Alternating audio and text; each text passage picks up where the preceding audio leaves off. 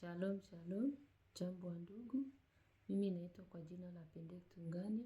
Natokea katika kanisa la Globe Outreach Ministry na wasalimu kwa jina la Yesu Kristo.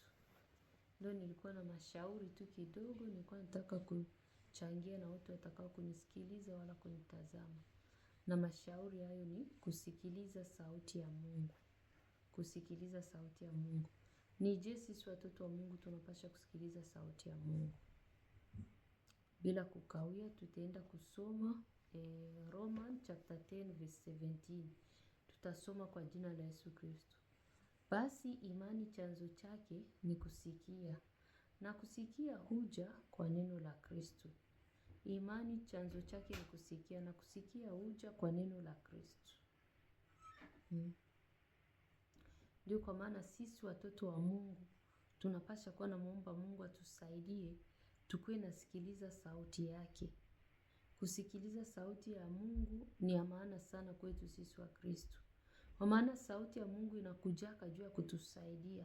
Sauti ya Mungu inakujaka juu ya kutuokoa.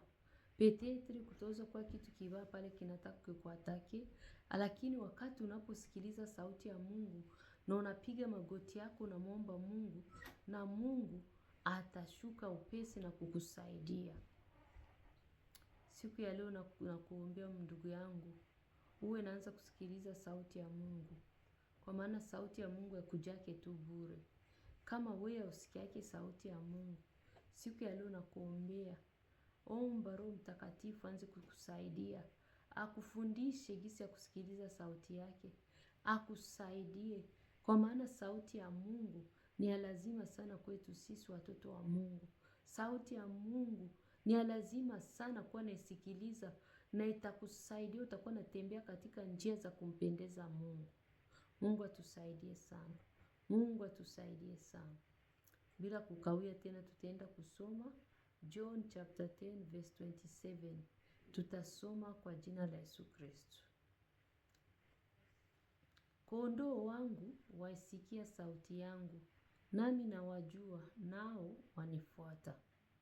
Kondoo wa Mungu wanakuwa nasikia sauti ya Mungu. Kondoo ndio sisi. Na wakati sisi tunasikiliza sauti ya Mungu, lazima tumfuate Bwana wetu Yesu Kristo. Kwa maana ile sauti ya Mungu itakugide mzuri sana, na itakubeba katika njia za kumpendeza Mungu, na utakuwa natembea katika kuyafanya mapenzi ya Mungu. Lakini wakati tunapoignore sauti ya Mungu, tuko tunafanya dhambi. Tunafanya dhambi, na wakati hatuisikii ile sauti, ndio tunajikutaka tunaingia mitego mingi ya shetani. Shetani ataweza kuja pale, wala demo inakuja kukuatakia, lakini wakati unaposikia sauti ya Mungu, ile sauti itakupeleka tu kwenye maombi. Utaanza kuomba Mungu, na Mungu atashuka upesi, atakusaidia, atakupigania. Ndio kwa maana tunapaswa kuwa najiachilia katika mikono ya Mungu. Tunamuomba. Na kama we ndugu yangu haujuaki kusikiliza sauti ya Mungu, siku ya leo nakushauria, anza kuomba Mungu. Omba Mungu. Ambia Roho Mtakatifu akufundishe jinsi ya kuwa nasikiliza sauti ya Mungu. Kwa maana sauti ya Mungu unapoisikia, itakusaidia. Itakusaidia mambo mingi sana. Sauti ya Mungu itakuwa na kuponyesha na mitego ya shetani. Sauti ya Mungu itakuwa na kuponyesha na vita vya shetani. Siku ya leo nakushauria ndugu yangu, anza kuomba Mungu. Anza kumwambia Mungu akufundishe, Roho Mtakatifu akufundishe. Yesu Kristo alituachia Roho Mtakatifu awe msaidizi wetu. Anza kumuomba Roho Mtakatifu. Mwambie nifundishe, na vingine vyote venye hujui. Unakuwa tunapiga magoti, unamwambia Mungu akusaidie, ili upate kuelewa na kusikiliza sauti yake na kuitii. Bila kukawia tena tutaenda kusoma Revelation chapter 3 verse 20. Tutasoma kwa jina la Yesu Kristo.